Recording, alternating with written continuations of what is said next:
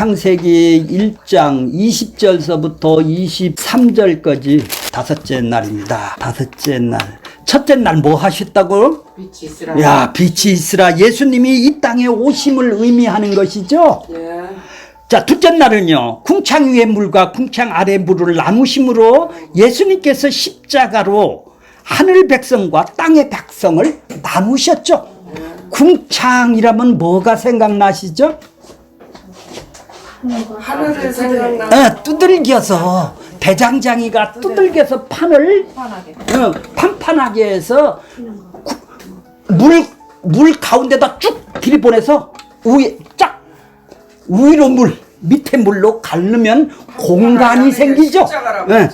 그것이 십자가입니다. 그렇죠. 십자가 얘기죠. 셋째 날은 그렇게 셋째 날은 이제 셋째 날은 밑에 물만 있죠. 공중에 궁창만 있고 땅은 없어요. 땅은 뭐예요? 이제 끄잡아내는 거예요. 그렇죠. 무덤에서 끄잡아내듯이 이제 바다에서 물에서 땅을 끄집어내면 몇 대 몇으로 만들어야 그렇게 만들어야 정확하게 만들어서 조금만 더 많으면 큰일 나죠. 그렇죠. 자, 이렇게 셋째 날은 부활하신 후 이제 넷째 날이죠. 넷째 날은 어떻게 됐죠? 첫째 날에 빛이 있으라 했던 그 해달별을 이제 공중에다가 매다는 거예요. 해달별을 다는 거예요. 해달별을 다르면 해달별은 넷째 날은 창조하신 것은 하나님께서 성령으로 오셔서 일하신 것을 지금 얘기를 하시려고 하는 거예요. 왜? 빛을 발해야 되니까. 이 세상은 바로 빛을 발해야 되니까 성령으로 오심으로 새로운 시대가 열리게 되었네요. 성령인 새로운 백성이 생겨났네요. 교회가 생기고 성도가 성령이 왔다라는 것은 허물과 죄로 죽었던 그들을 살리셨도다. 살려놓은 새로운 백성이 생겼네요. 그러네요. 이게 교회예요. 이들이 뭐예요? 거듭난 빛의 자녀들이게 되겠네죠. 빛의 자녀들이죠. 그래서 교회라고 일컫는 거예요. 이 새로운 사람, 이제 하나님 나라가 이 세상 나라에 오게 되었네요. 새로운 나라가 생기게 되었죠. 이 성령이 강림하심으로 말미암아 예수님이 십자가에서 죽고 성령이 강림하심으로 말미암아 어둠의 세상, 허물과 죄로 어둠의 나라에 이제 하나님의 나라가 이 땅에 세워지게 되는 것이죠. 여기가 넷째 날 하시는 것이고 오늘은 뭐죠? 다섯째 날. 다섯째 날이에요. 자, 20절 보겠습니다. 20절. 하나님이 이르시되가 뭐라고 그랬나요? 그렇죠. 하나님이 말씀을 하시면 그대로 다 작용을 하고 그 일을 하고 몇천 년 때까지? 수도팔 때까지. 수도팔 때. 새 창조, 새 하늘, 새 땅이 있을 때까지는 계속 그 원리가 작용을 하고 역사를 하고 그때까지는 쉬지 않고 지구가 쉬는 걸 봤어? 그렇죠? 왜? 그대로 아마르 하시면 그대로 이어진다라는 것이에요. 자, 아마르라고 그래요. 권사님이 얘기를 하면 그냥 웃죠. 제가 얘기를 하면 에이 별꼴이요 이러죠. 자, 근데 하나님이 말씀하시면 아마르 하시면 자, 하나님이 어떻게 말씀하셨어요? 20절에 물들은 자 지금 어떤 상태나요? 넷째 날까지 이제 바다가 있고 무시를 끄잡아내서 땅이 생겼고 궁창이 생겼죠. 궁창이 생겼죠. 그렇게 하늘에는 해달별이 지금 있어요. 이제 이 다섯째 날은 뭐 할까요? 이 물 속에 있는 물속에 이제 고기들이 살아야 될 거 아니겠어요? 공중에는 뭐래요? 새들이 살아야 될 거예요. 그 다음에 이제 여섯째 날은 땅에 짐승하고 사람들이 살아야 될 거 아니야. 그건 여섯째 날이에요. 다섯째 날은 오늘은 뭐예요? 바다하고 공중, 새가. 그러니까 물들은, 자, 보세요. 20절. 물들은 생물을 번성하게 하라. 아니, 바닷물한테 이런 명령을 하네요. 아니, 바닷물이 번성을 하나요? 이상하죠? 아니, 바닷물에 번성을 하나요? 생물이 번성을 해야 될 거 아니에요. 근데 바닷물에게 지금 명령을 하시네요. 자, 그 다음에 또 어디에다, 땅 위에 하늘의 궁창에는 새가 나르라. 이렇게 명령을 하시네요. 자, 21절 보세요. 하나님이 큰 바다 짐승이 뭐죠? 고래가 몇 메타가 되나요? 예, 틴닌이라고 그러는데 이게 막이고 이게 저거예요. 상징적으로 용이고 이게 그래요. 그래서 물에서 번성하여, 자, 큰 바다 짐승들, 바다에도 짐승이 있네요. 그죠? 숨을 쉬는 짐승이 있네요. 그죠? 자, 그 다음에 짐승이 있었고 또 뭐죠? 큰 짐승과 물에서 번성하여 움직이는 모든 생물, 그 다음에 큰 짐승 플러스 모든 생물들이 그 종류대로, 또 하늘에는 날개 있는 모든 새, 그 새가 그 종류대로 창조하시니 하나님 보시기에 어떻다고요? 좋았더라고 하셨네요. 그러니까 이 다섯째 날은 물속에 짐승과 생물들, 그렇게 하늘에 나는 공중의 새들의 종류대로 창조를 하셨네요. 그 다음에 22절 보세요. 그들이 누구죠? 그들이 바다의 생물하고 공중의 새들에게, 그들에게 하나님이 뭐를 주셨어요? 예, 복이 뭘까요? 예, 그거네요. 복의 내용이 나오네요. 생육하고 번성하고 충만하라. 가득 차라. 새들도 가득 차라. 이게 복이네요. 이게 복인데 이상한 복이 있죠, 우리는.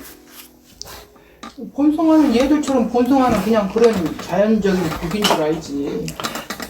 자, 그래요. 이따 좀 복을 좀 배우겠습니다. 저녁이 되고 아침이 되니 이는 다섯째 날이에요. 이제 다섯째 날 지금 뭐를 하셨다고 해줬죠? 이제 넷째 날은 해달별을 다루시고, 다섯째 날은 지금 공중의 새, 예, 바닷물에 어떻게 해요? 물고기, 짐승, 생물들이 복을 주셔서 번성하고 생육하고 번성하라. 이게 사람한테만 생육하고 번성하라 여섯째 날에 얘기를 하지 않고 이 짐승들 바다에게도 그랬네요. 근데 새들에게도 그랬네요. 그죠? 짐승에게도 그렇게 하고 또 사람에게도 그러셨죠? 사람에게도 그러셨는데, 자, 28절 보세요. 이제 사람에게 하나님이 맨 마지막으로 창조한 사람에게 하나님이 그들에게 어떻게 해요? 복을 주셨어요. 복을 주신 것은 어떤 복이에요? 하나님이 그들에게 이르시되 생육하고 번성하게 땅에 충만하고, 예, 땅에 충만하게까지 하는 것은 뭐예요? 이 짐승들, 새들도 이런 복을 받았죠. 근데 사람들에게는 땅을 정복하래요. 그렇죠? 정복하는 것이 또 있죠. 그 다음에 바닷물과 하늘의 새들을 움직이는 것들을, 생물들을 어떻게 하라고? 정복하고 다스리라는 것이 포함이 주셨네요. 이게 복이네요. 그죠? 이렇게 사는 것이 복이란 말이죠. 그 복이네. 아이고.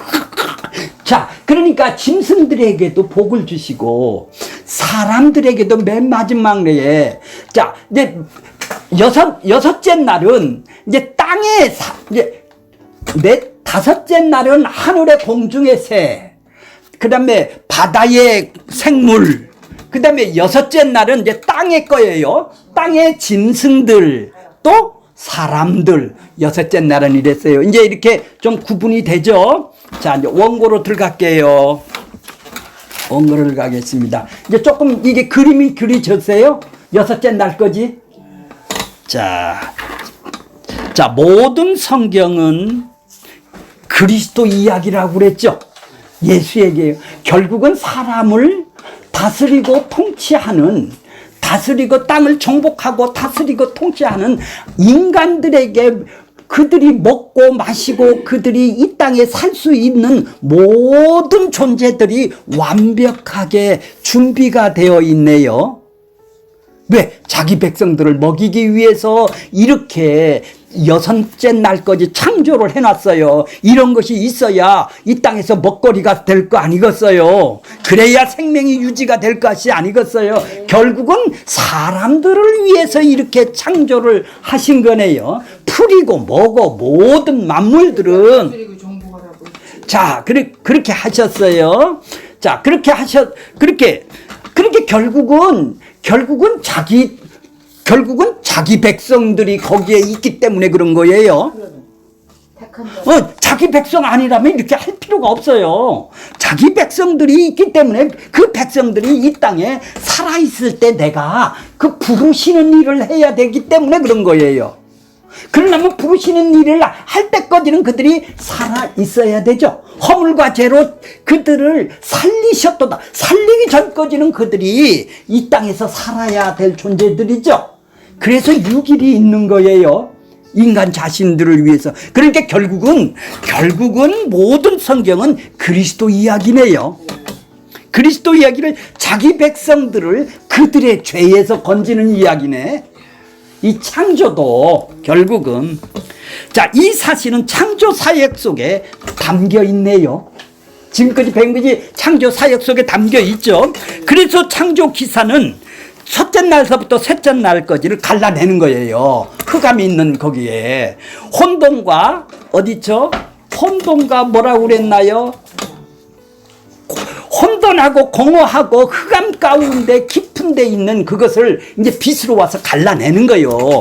자, 첫 번째서부터 셋째 날까지는 갈라내는 일을 하고, 이제 넷째 날서부터는 채우네요. 이렇게 갈라낸 그곳에다가 해달별을 채우고, 어디도 채워요? 공중에다도 새도 채우고, 바다에 생물도 채우고, 땅에 뭐도 채워요? 사람과 짐승과 사람을 채우고, 셋째 날은 채소도 채우고, 씨 맺는 과목도 채우고, 그 음식도, 예, 그렇게 채우는 일을 하는 거예요.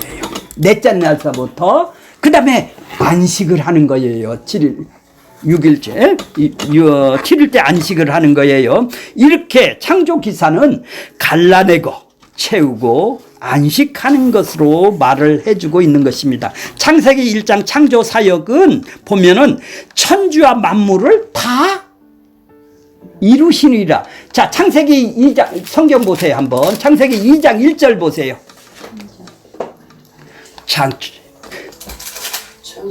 만물을 누가 이루셨어요? 그렇죠. 이렇게 천지 속에 만물이 가득 채워졌다라는 얘기예요. 그것이 하나님의 보기에는 합당하고 옳다, 그렇게 좋았더라고 하는 거예요. 하나님의 만든 것을 놓고 만족한 거예요. 자, 왜? 자기 백성을 구원하기에 만족한 환경을 만드는 것이죠. 여건을 만드는 것이다 이 말이죠. 자, 천지 속에 만물을 가득 채웠다라는 의미다. 이 일은 누가 하셨어요? 말씀이신 하나님이 하십니다. 예, 천지와 만물을 다 이루신 것은 집을 짓고 그 안에 살림살이를 가득 채우시는 것과도 같은 것이죠.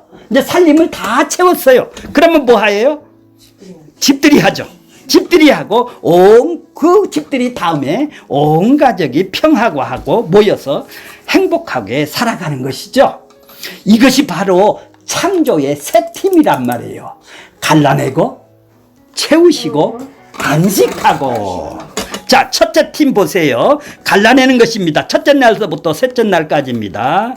첫째 날은 빛과 어둠이 갈라내고, 둘째 날은 궁창 위와 궁창 아래에 갈라내고, 셋째 날은 바다와 땅을 갈라내십니다. 예수님이 오셔서 빛의 아들들과 어둠의 아들들을 분리하셨습니다. 이 일은 예수님이 육체로 오셔서 십자가에서 이루신 일입니다. 이것은 과거에 일어난 일이죠.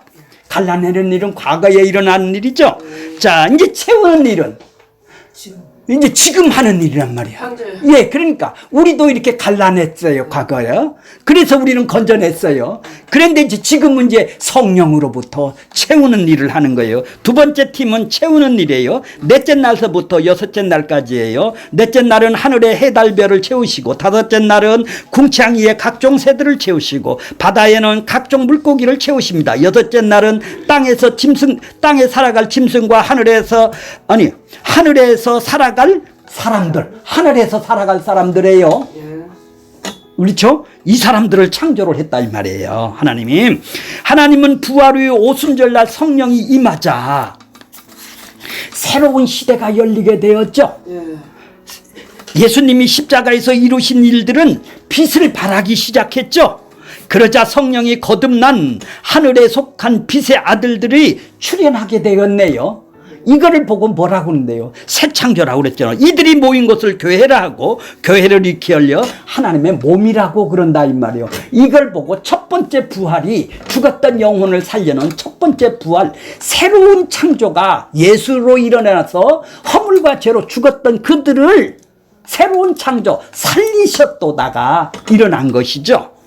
자, 그래서 예수님을 교회의 머리라고 그러는 거예요. 교회는 이 세상에 속하는, 이 세상 속에 존재하는 어디 나라요?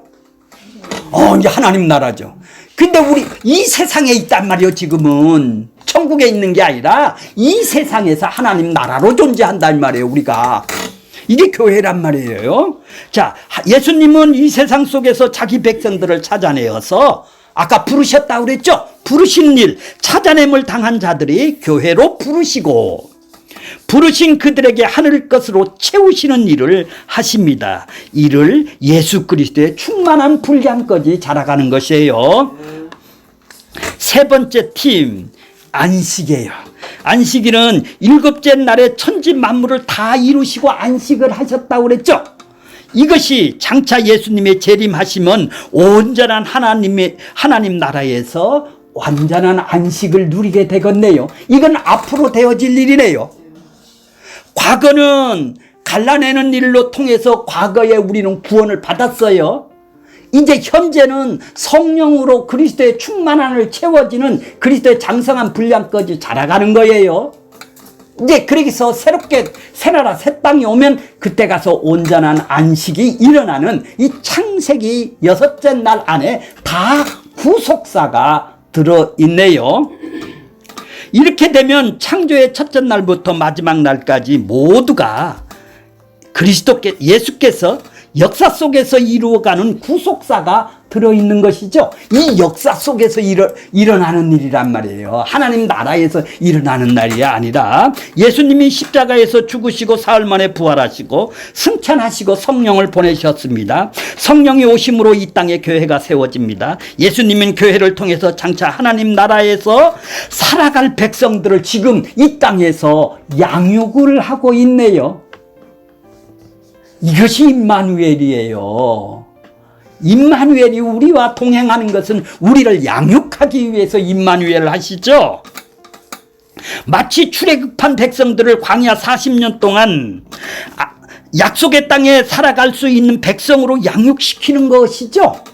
40년 동안 광야에서 양육을 시킨다 이 말이에요. 마치 출애굽한 백성들은 광야 40년 동안 약속의 땅에서 살아갈 수 있는 백성들로 양육시키는 것과 같은 것입니다. 양육의 때가 차면 어떻게 돼요? 이 세상의 이동식 텐트, 우리는 움직이죠. 이동식 텐트는 생활했던 것을 다 마치고 나면 약속의 땅인 어디에? 그렇죠. 영원한 가나안 땅으로 들어가는 거예요. 이제 집을 짓고 영원히 거기서 영생하게 살아가는 것이죠. 이랬을 때 비로소 창세전에 언약하신 것이 모든 것이 마치게 되는 것이죠. 이게 창세전 언약은 바로 이 땅 마지막 거지만 있다 이 말이에요. 그 후에는 하나님이 하실 것이니까. 자, 이 모든 일은 예수님께서 이 세상이라는 역사 속에서 일어나는 일이고 행해 가시는 일이죠. 자, 그러므로 예수님을 뭐라고 그래요? 계시록 1장 4절에 보면은 이제도 계셨고 전에도 계셨고 장차 자 보세요. 예수님은 어느 시대나 항상 있었다라는 얘기잖아요. 장차도 있다니까, 전에도 있었다니까. 이는 항상 자기 백성들을 구원하는 일을 하신다는 뜻이죠. 전에는 죄와 사망 속에서 구원하는 일을 하셨죠. 이제는 죄와 사망으로부터 지켜주시는 일을 하시고 계시죠. 장차는 죄와 사망의 나라로부터 완전히 뽑아내어서 빼내가는 것이죠. 그래서 첫째 날부터 셋째 날까지가 예수님이 육체로 오셔서 하신 일이고, 이것이 전에 하신 일이죠. 육체로 하신 일이고, 넷째 날서부터 여섯째 날까지는 부활하신 것은 성령이 오셔서 이제는 채워주시는 사역을 하시는 것이죠. 일곱째 날에는 재림하셔서 하시는 예수님이 장차 하실 사역이겠네요. 앞으로 장차 하실 일. 자, 첫째 날은 빛이 있으라 명하신 것은 예수님이 이 땅에 오심으로 흑암에 앉은 자들에게 빛을 비춰주므를 말해주고 있습니다. 둘째 날은 궁창을 만들어서 궁창 윗물과 궁창 아랫물을 가르신 것은 예수님의 십자가로 하늘 백성과 땅의 백성을 갈라내신다는 뜻이죠. 셋째 날은 바다에서 뭇을 끌어낸 것은 예수님이 무덤 속에 들어가셔서 무덤 속에 있던 자기 백성들을 끌어내신다는 의미죠. 넷째 날은 해달을 만들어서 땅을 비추게 하고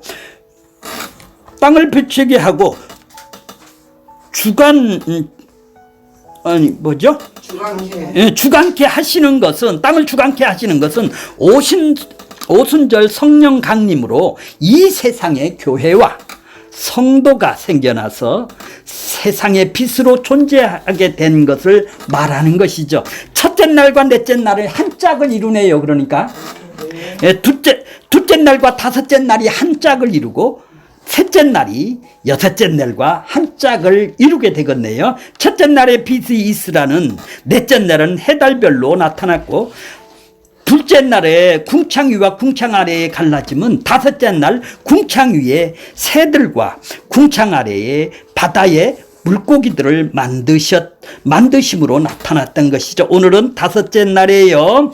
다섯째 날은 궁창에는 새들을 채우시고 바다에는 물고기를 채우시는 일을 하셨습니다. 궁창의 새와 바다의 물고기를 번성케 하고 충만케 하는 일 속에도 영적인 의미가 담겨 있습니다.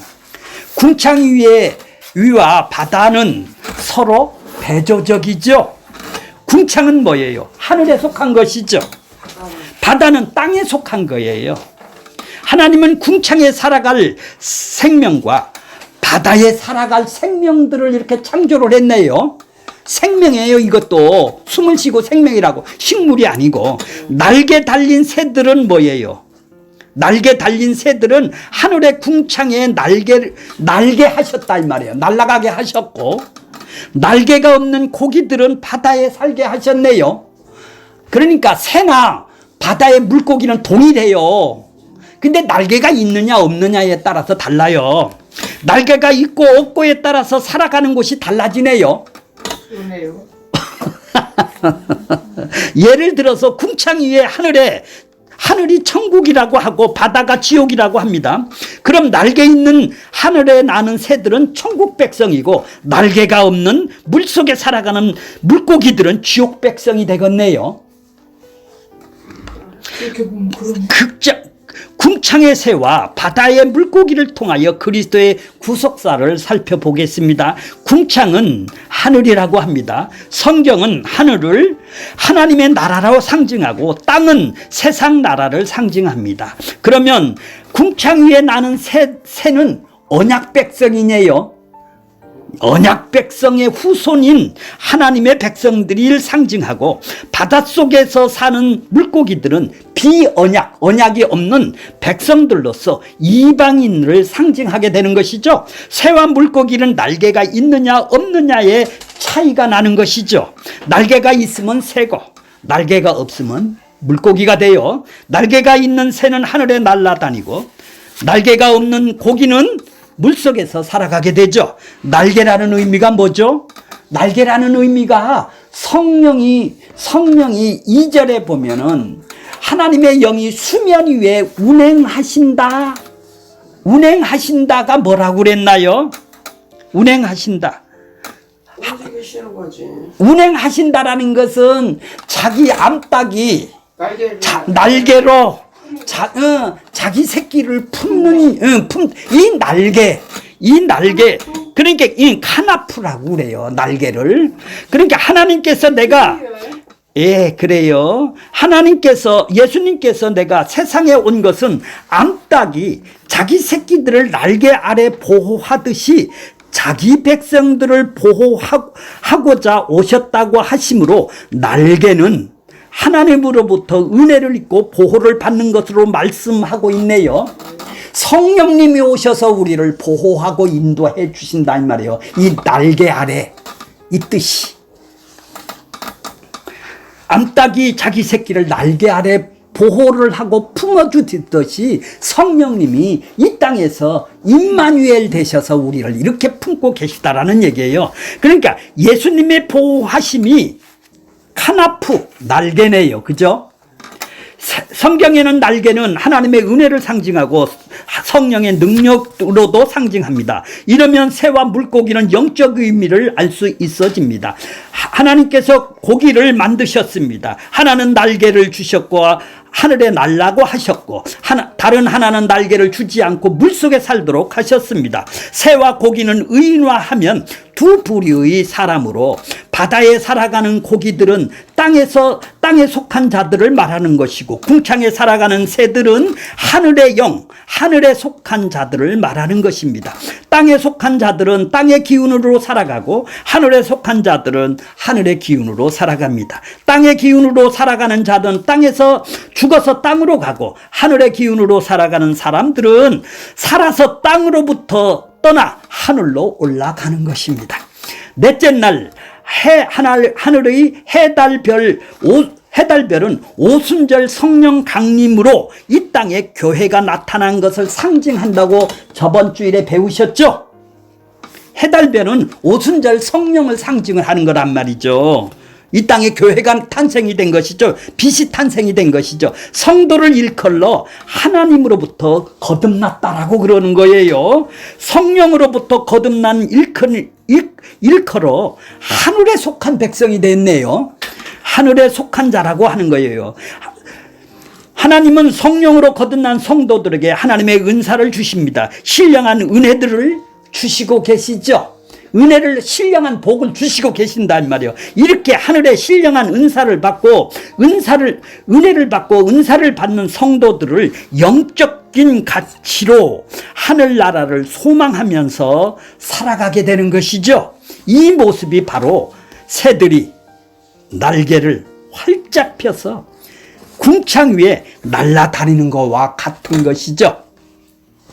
궁창 위에 날아다니는 새는 하나님의 보호하심 아래 있는 하나님의 백성들을 상징하고 있는 것입니다. 그러니까 날개짓하면서 땅의 것에서 궁창 위에 날아다니는 새는 땅에 있는 지체들을 죽이고 하늘의 가치로 살아가는 성도들을 상징하는 것입니다. 성경은 하늘과 땅을 대조로 말해주고 있습니다. 하늘을 신령한 세계로 말하고 바다를 죽음의 세계로 말하는 것이죠. 자, 20절 보겠습니다. 하나님이 가라사대 물들은 생물을 번성케 하라. 땅 위에 하늘의 궁창에는 새가 나르라 하시고, 하나님께서 물과 하늘에게 지금 명령을 하셨어요. 아마르 하셨어요. 우리는 명령이라는 것은 인격이 있는 존재에게, 아니 개한테, 돼지한테 명령한다고 돼지가 알아들어요? 인격은 뭐예요? 스스로 지성, 감정, 의지가 있는 인격인 사람에게만 있죠. 짐승에게는 인격이 없어요. 그들은 본능만 있죠. 그런 인격이 있는 존재인 것처럼 이 물이나 공중에다가 지금 뭐를 하고 있어요? 그런데 하나님의 명령은, 다른 말로 하나님의 말씀은 무생물에게도 그대로 능력으로 적용이 되어 그 말씀이 실현되는 것을 우리는 여기서 알 수가 있네요. 마치 살아있는 것처럼 무생물에다가 명령을 하더라도 그렇게 움직인다 이 말이죠. 그렇게 하나님의 명령을 받은 물은 그때부터 지금까지 열심히 그 일을 하고 있죠. 그렇죠? 번성하는 일을 하고 있다 이 말이에요. 자, 지금 그때부터 지금까지입니다.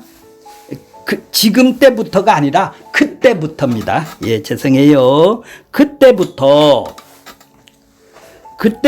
지금까지 물고기들이 잘 살 수 있도록 염도를 일정하게 유지시켜 물고기들이 생존할 수 있게 만든 것이죠. 염도가 없으면 물고기가 사나요? 근데 이 창조서부터 지금까지 그 염도를 유지를 하고 있네요. 자, 그런데 바다의 염도가 지금보다 조금 지나치게 높거나 낮아지게 되면 물고기를 포함한 바다의 모든 생물들은 다 전멸합니다. 그러는데 바다는 하나님의 명령을 받고 창세부터 지금까지 그 염도를 일정하게 유지하고 있습니다. 바로 하나님의 말씀의 능력이네요. 힘이네요. 지금 온 나라로 북극의 빙하가 녹으면서 바다의 염도가 점점 낮아지고 있습니다. 이 인간의 탐욕은 하나님의 창조를 이토록 파괴하고 있는 것이죠. 이대로 가다면 얼마 안 가서 지금 온난화가 이루어지죠. 얼마 안 가지고 있어요. 인간의 탐욕은 창조는 이토록 파괴를 시키는 거예요. 최근에 온난화로 인하여 빙하가 녹는 것은 바로 이러한 현상이에요. 이대로 가면 얼마 남지 않는다고 합니다. 바다의 모든 생물들은 다 멸종하게 말 것이에요. 그런데도 아무도 그러한 종말의 현상에 관심을 두지 않고 오로지 내 행복에만 관심이 있지, 이 우주가 어떻게 진행되고 가고 있는지는 관심이 적어요. 하나님의 명령을 받은 궁창에도 새들이 잘 날아다닐 수 있을 뿐이지 심술을 부리지를 않아요. 새들도요.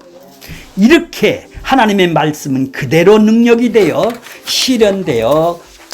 실현되어지고 되는 것입니다.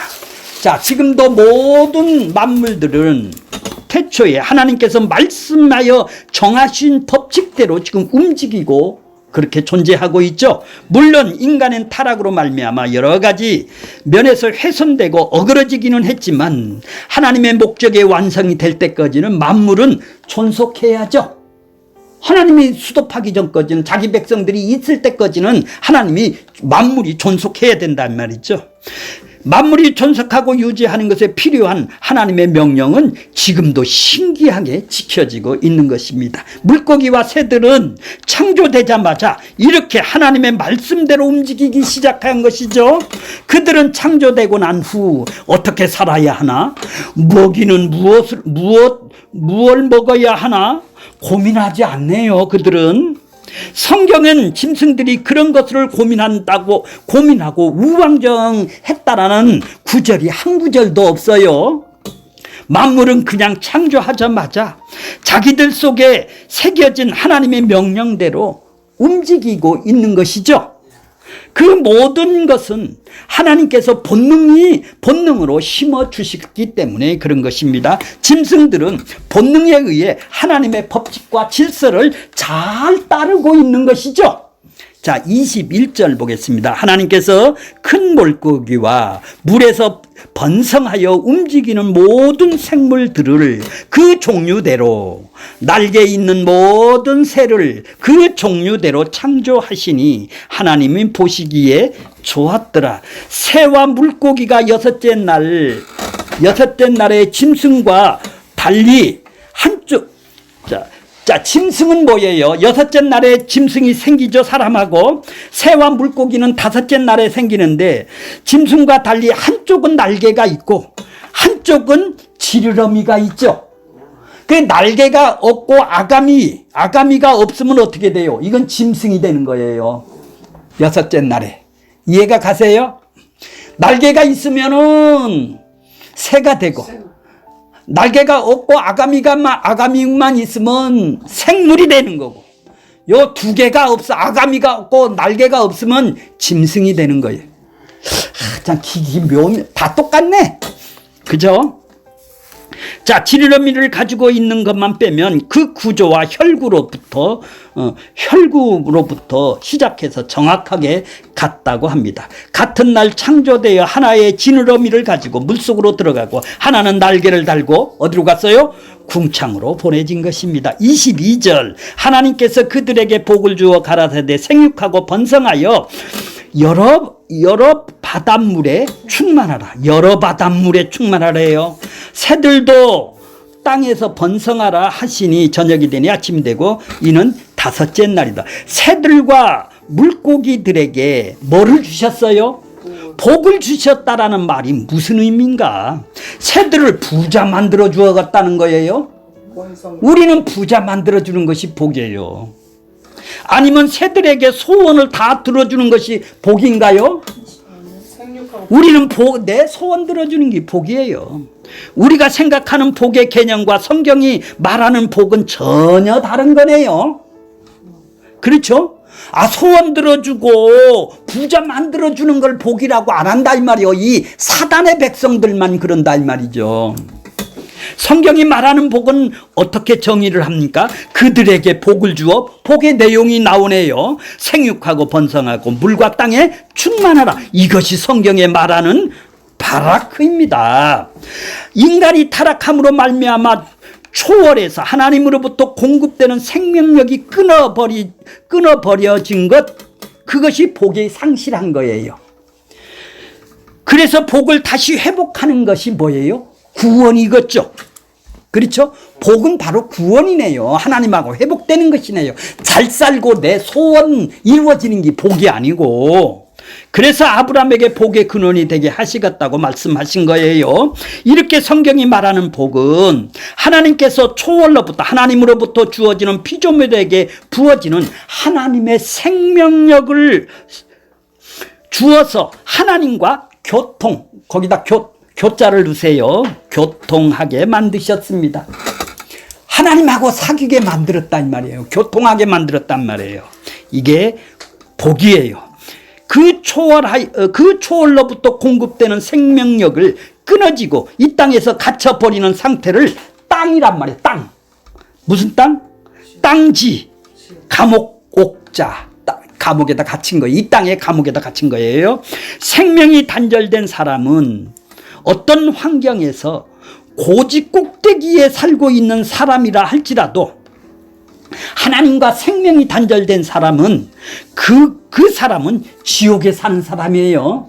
자기 소원을 이 땅에서 가장 많이 이루어도 그 사람은 하나님의 생명이 없으면 지옥에 사는 거다 이 말이죠. 지금 사단이 허락해 놓은 수많은 인간들이 미혹하는 것에 눈이 팔려서 그것이 지옥인지 모르지만 언젠가는 그것을 거두어 가면 그게 바로 지옥이라는 것을 그들이 알게 될 것입니다. 새들과 물고기들이 생육하고 번성하고 땅에 충만하라는 것은 하나님의 명령이 오늘날까지 충실하게 지켜지고 있어요. 새들과 물고기들의 번식력과 생명의 보존력을 축복으로 주심으로, 복으로 주심으로 강조하기 위함입니다. 대구 있죠, 대구.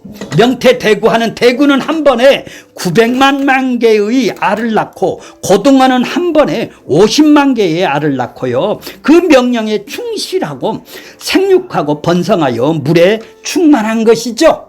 물도 염도를 잘 맞춰줘서 생육할 수 있도록 바로 물에게 지금 생육하고 번성하라고 한 것이에요. 그런데 하나님은 그 많은 새들과 물고기들을 생육하고 번성할 수 있도록 친히 그들에게 모두 먹이시죠. 아니 그렇게 번성하도록 하면 그거 먹이가 있어야 그들이 살 수 있으니까 하나님이 다 먹이신다 이 말이죠. 공중의 새와 바다의 물고기와 땅의 짐승들만 잘 보아도 하나님께서 그들을 먹이시고 생존케 하시고 하신다는 유지하시게 하시는 것이 확연하게 드러난다라는 것입니다. 이렇게 하나님은 피조물들을 하나님의 목적을 이루는 데까지 하나님께서 먹이시고 입히시고 생존을 하시네요. 우리가 지금 걱정하는 것이 무엇이에요? 적어도 생존 문제는 아니죠. 지금 우리가 밥을 떼거리가 없어서 기도하는 사람 없어요. 그죠? 이게 생존이라고 그래요. 옷이 없어서 돈이 없어서 옷을 못 사는 이게 생존이라고 그래요. 집이 없어서 잘 데가 없는 사람을 먹고 마시고 입는 것이 없는 것을 생존의 문제라고 그래요. 그렇죠? 이거 없어서 지금 죽겠다는 사람 있나요? 없어요. 근데 왜 이렇게 근심 걱정을 해요? 욕망, 죄의 욕망. 자, 이런 생존이 우리가 걱정하고 있는 것은 남들과 비교해서 잘 살고 싶어 하고 맞아요. 자랑하고 싶은데 그게 안 되니까 걱정하는 것 아니에요, 지금? 먹을 것이 없어서 걱정해요? 맞아요. 이불이 없어서 걱정해요? 잘 되는데. 상대적 우월감을 누리고 싶은 거죠, 내가. 그들보다 내가 좀 더 잘 살아야 되겠다라는 얘기예요, 지금. 그 상대적 우월감으로 나를 행복하게 만들고 싶은데 그게 안 되니까 우리가 슬퍼하고 고민하고 걱정하는 거 아니에요, 지금? 지금 먹을 거 걱정을 하고 있나요? 다 하나님이 입히셨는데도 불구하고 내 욕망 때문에 이렇게 근심 걱정을 하고 사네요. 아무 말이 없네. 우리는 하나님의 자녀입니다. 우리는 우리를 자랑하고 증명하는 사람이 아니라 하나님을 자랑하고 증거하는 사람인 것입니다. 그 일을 하는데 필요한 양식은 하나님이 다 공급하신다라는 것이죠. 그런데 걱정하지 말라는 거예요. 그런데 그 일을 말고 다른 일들에 관심을 많으니까 자랑하고 싶고 남보다 더 잘 살고 싶어 그 일을 하는데 필요대로 산다고 한다면 염려하지 않고 걱정하지 않을 수도 있네요. 이 세상 사는 것이요. 남하고 좀 비교 안 하면 말이에요. 그럼에도 우리는 엉뚱한 것에다 관심을 두고 사느라고 많은 근심 걱정 속에 지금 살아가고 있는 것이 아니에요. 상상할 수도 없이 많은 물고기들과 새들까지도 먹이시고 입히시는 분이 하나님이시라는 것을 잊지 마셔야 돼요. 우리도 다 이불도 있고 먹을 거 때거리 걱정 안 하고 잠자리도 있는데도 불구하고 엉뚱한 걱정을 하고 있는 것이죠. 왜? 더 잘 살라고, 지 욕망 채우려고. 하나님은 왜 마귀의 백성과 하나님의 백성을 동시에 번성하게 했나요? 마귀의 백성이 뭐라고 했나요? 물속에 있는 새들을 마귀의 백성을 상징한다고 그랬죠? 새들은 하늘의 백성이라고 그랬죠? 왜 이렇게 둘 다 번성하게 그들에게 똑같이 복을 줬나요? 왜 똑같이 번성하게 복을 줬나요? 이는 창세전 언약을 이루는데 마귀의 세력들이 반드시 필요하기 때문이라는 거예요. 마귀들도 번성을 해야 된다는 거예요. 땅의 세력도 언약의 후손과 비언약의 후손이 공존하면서 언약을 이루어가는 것이다라는 얘기예요. 그러니까 이 땅은 언약 백성만 있는 게 아니라 비언약 백성이 더 잘되게 그들도 복을 주셨다는 거예요. 이 땅의 복을 번성하게 했다는 거예요. 자, 이제 잘 들어보세요. 목자가 양을 치는데 양의 무리 속에 염소를 두죠. 염소를 왜 둬요? 왜 그럴까요? 양을 치는데 염소는 반드시 필요하기 때문에 염소가 있어요. 아, 양만 기르면 되는데 왜 염소를 거기다 두냔 말이에요. 예. 그래서 방목할 때는 양과 염소를 함께 두었다가 저녁이 되면 양과 염소를 갈라내어 각자의 우리를 둔다고 하죠. 그런데 목동들의 이야기를 들어보면 양들은 게으르대요. 예, 양이 게을러서 먹고 나면 그냥 좋은데요. 먹고 나면 좋은데요. 그러니까 계속 졸게 하면 이것이 금방 병들어 금방 도태가 된대요. 이를 방지하기 위해서는 어떻게 해요? 염소를 풀어놓아서 양들이 졸지 못하게 돌아다니게 도망다니게 만드는 거예요. 졸지 못하게. 근데 뿔로 박아야 된다라는 거예요. 양들은 염소를 피해서 도망다니면서 소화를 시키고 체력도 키워 튼튼해진다고 하는 거예요. 그래서 꼭 필요학적으로 염소들이 있어야 된다라는 거예요. 염소가 많이 괴롭힐수록 양은 어떻게 해요? 그러니까 안 믿는 자들이 우리를 많이 공격을 해줘야 강하겠네. 복은 얘기 안 하네. 이건 마치 이스라엘 백성들이 애굽에서 종살이 하면서 학대가 심할수록 더 번성하네요. 그렇죠? 좋은 신앙은 고난 속에서 생겨나는 것이에요. 그래서 하나님은 사단을 풀어서 경건한 욥을 시험하듯이 욥을 잘 살아가는데도 시험한단 말이에요. 성도들을 시험케 한다라는 거예요. 이 염소들을 갖다 둔단 말이에요. 뿔로 밖에 만든다라는 거예요. 구약의 이스라엘 역사를 보면 배부르고 편안하면 하나님을 떠났고 힘들고 고난 당할 때 하나님을 가까이 했다라는 것이죠. 맞아요. 그래서 하나님은 사단의 세력을 가지고 이스라엘을 훈련을 시켰네요. 염소를 가지고 양을 훈련시키네요. 네. 비언약 백성을 언약 백성들을 훈련시키기 위해서 비언약 백성들을 갖다 들이받게 만드네요. 말도 안 하네. 맞아요. 자, 하나님은 세상에 속해 하나님께 속한 자와 사단에 속한 자들을 같이 두셨어요.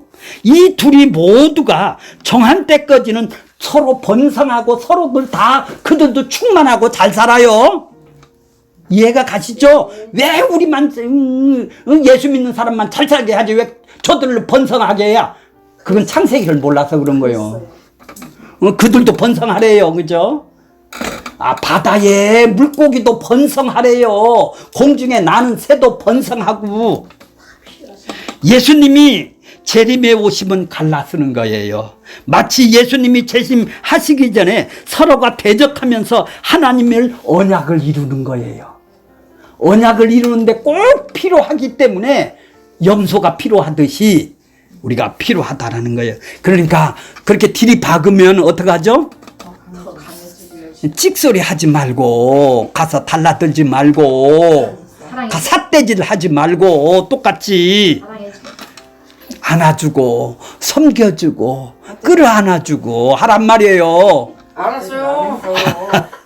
그래서 말도 걸었어요. 예, 그러셔야죠. 그러면 끌어안아줘야죠. 자, 다섯째 날 모습인 것입니다. 궁창의 새도 날아다니고 물속의 물고기도 다니는 것입니다. 바울은 복음을 전하는 자리에는 꼭 거짓 선지자들이 바울을 보면 따라다니죠. 신약 성경을 보면 그렇게 이단들이 꼭 따라다니고 있었죠. 자, 믿음에다 행위를 갖다 섞는 자들이에요.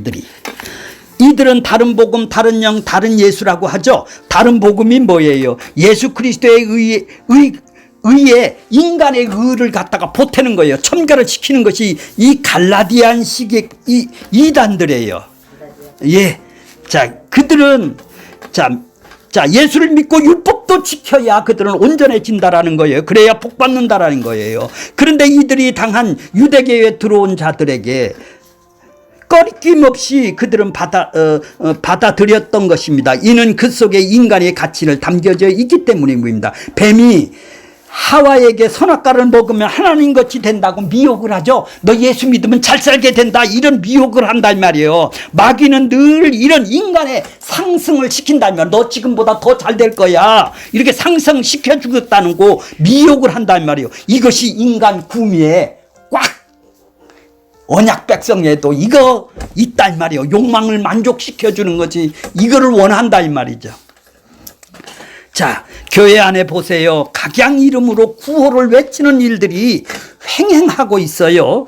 무슨 프로그램이 그렇게 많은지 수많은 방법들이 난무를 하죠. 구호를 외치고 태극기도 흔들려요. 이 모두가 인간들을 의지해서 결단하고 자기가 바라는 바를 이루고자 하는 인본주의 사고방식이 아주 팽배를 하고 그러죠. 지금 오늘 방금 설교를 들었는데도 불구하고 그 들은 설교의 내용과 본문은 전혀 이해한 적이 없어요. 그렇게 30-40년을 그 모습으로 예배당만 왔다 갔다 예배한다 치고 앉아만 있었어요. 종교심만 기르고 있었네요. 죄에서 구원받는다고 말은 하지만 죄가 뭔가요? 죄 하나 입으로 말도 못하고 죄도 모르는 사람이 구원을 외치고 있어요? 그 말도 안 되는 소리를 하고 있죠? 죄 하나 설명을 못하는 자가 죄에 대해서 인식이 있겠어요? 없겠어요? 죄도 모르니 구원이 말이 성립이 될까요? 그런데도 자기는 구원을 받았다고 무슨 떠벌리고 있어요? 궁창에 새가 번성하는 만큼 바다 위에 물고기를 번성하라고 하십니다. 결론적으로 말하면 하나님은 육에 속한 자를 번성하게 하고 영에 속한 자도 번성하게 하시네요. 창조시부터 육에 속한 자와 영에 속한 자 간에 항상 전쟁이 있어 왔습니다. 에덴 동산에서 뱀과 아담이 나타났고 인류의 역사 속에서 가인과 아벨이 나타났고 요한계시록에 보면 적그리스도의 세력들이 어린 양에 속한 자들에게 핍박을 하는 모습으로 나타나고 있어요. 창조의 이야기는 인류의 시작과 끝의 이야기네요. 첫째 날 예수님이 빛으로 갈리심으로 일어났습니다. 둘째 날은 십자가의 하늘 사람과 땅의 사람으로 갈라짐으로 일어났습니다. 셋째 날은 예수님이 죽으심으로 근거하여 죄와 사망 속에서 자기 백성들을 불러냅니다. 넷째 날은 죄와 사망 속에서 부르심을 입은 자들에게 세상의 빛을 두셨습니다. 다섯째 날은 궁창이 위에 하늘과 나는 새처럼 하늘에 속한 자들에게 번성하고 바다의 물고기처럼 땅에서 속한 자들에게도 번성하라고 합니다. 날개를 가진 자들은 하늘에 나르면서 하늘의 기운으로 살아가고 날개를 받지 못한 자들은 땅의 기운으로 살아가는 것입니다. 이제 창조의 끝이 가까워지고 있죠. 자, 곧 영원히 갈라지게 될 것이에요. 나는 지금 어디에 있는가요? 궁창 위에 날아다니는 사람은 하늘의 가치로 살아가고 땅에 좋은 것은 땅의 가치로 살아가는 것입니다. 그 사람의 삶은 곧 그 사람의 본질이고 그 사람의 정체성입니다. 나는 누구죠? 하늘에 속한 사람이에요? 바다에 속한 사람이에요? 다섯째 날에 하나님은 둘째 날에 틀에 새와 물고기의 내용을 채우는 일을 하셨죠. 이게 창조예요. 창조는 단순히 이 천지 만물을 어떻게 생겼는가 정보를 제공하는 것이 아니네요. 틀을 세우시고 내용물을 충만하게 채우셔서 보시기에 좋게 만드시는 그 새 창조를 창조로 지금 설명해 가고 계신 거예요. 자, 생육하고 번성하고 충만하게 채워가는 것이죠. 자, 맨 밑에 줄 보면 우리 안에 무엇으로 채워져야 할까요? 음식물인가요? 성령으로 우리는 채워져야 되는 거예요. 더러운 육신에 성령이 충만하다라는 것은 이 몸뚱아리 안에 하나님의 성품과 하나님의 인격이 내가 성품이 번성이 되면 예수님이 내 안에 들어와서 번성하고 생육하고 충만하게 되면 예수님의 성품과 예수님이 성품이 인격이 나를 통해서 어떻게 해요? 흘러나오게 되겠죠?